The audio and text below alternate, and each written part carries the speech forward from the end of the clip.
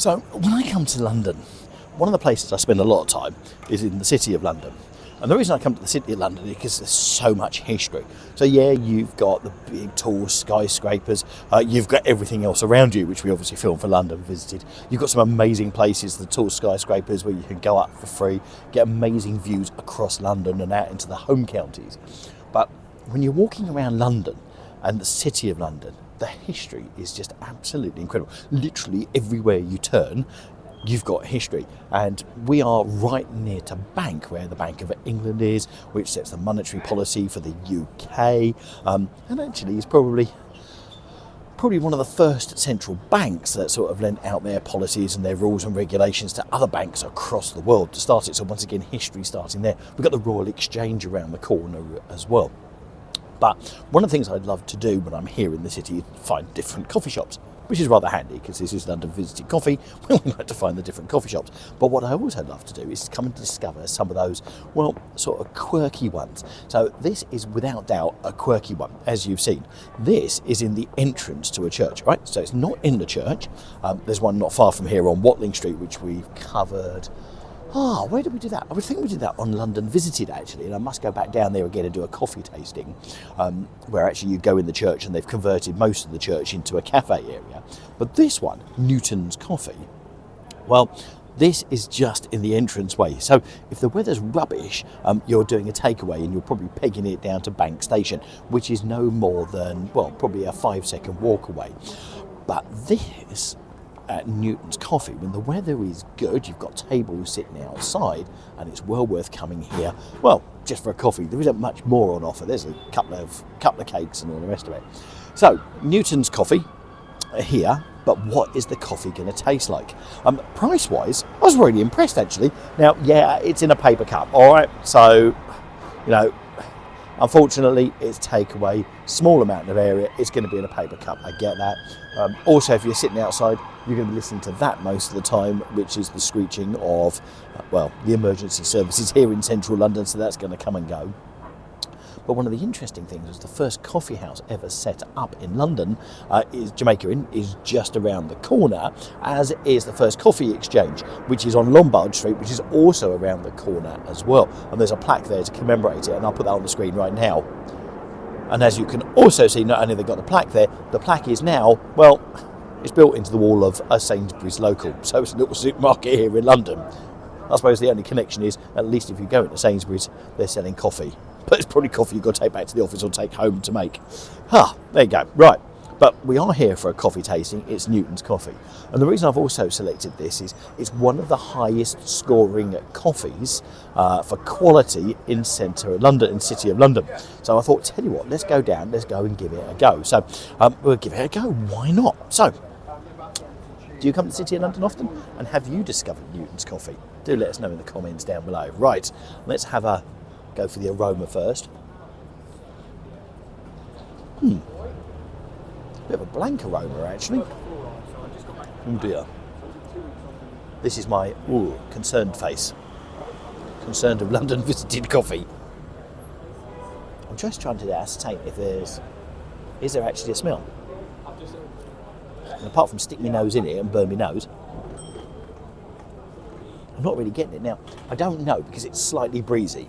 So it could be, let's give them the benefit of the doubt here, it could be because it's slightly breezy I'm losing the coffee smell. Let's get in the way of that breeze. And there's something there, but it's very, well, you can't really taste, can't really smell it that much, which is a little bit, oh, hang on, I've got something there. God, that's really weak, as in the smell. Oh, yeah, wood.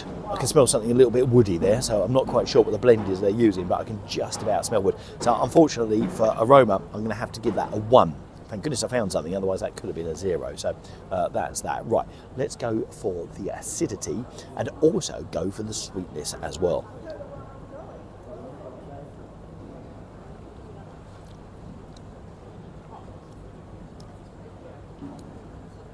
Right. Oh dear.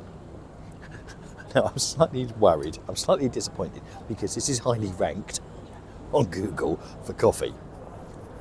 I'm not really getting it. There's a bit of acidity, but literally it's gone. This reminds me of Ergon Deli, which we did. Do you remember that one? Well, I think I gave it 3 out of 25.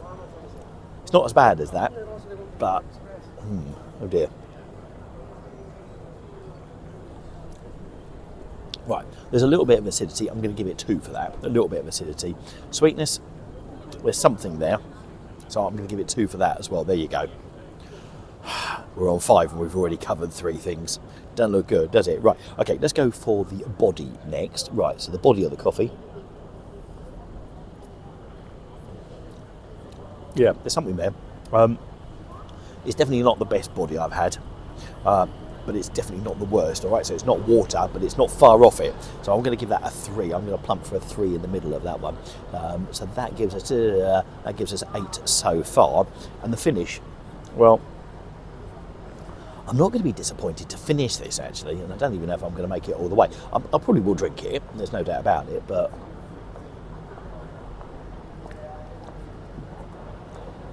Yeah, there's a bit of a finish to it. I'm just going to go for 2 again on that. It's a real shame. So that's 10.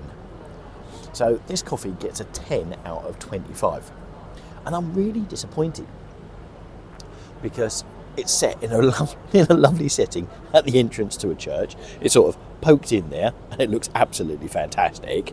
And also, I think the bit that disappoints me even more, when you do a Google search, so when I sort of come and test coffee shops and come and have a look, one of the things I always go for is I type in best independent coffee shop in the area that I'm going to. So I did City of London, and this one came up highly scored. This one came up at 4.9, and as I thought, right, this is right by Bank, it's right in the heart of the City of London, people are going to use it, so actually the reviews are probably going to be quite good on it. It just goes to show you can't trust those. So there you go. Thank you. Another service that we're providing.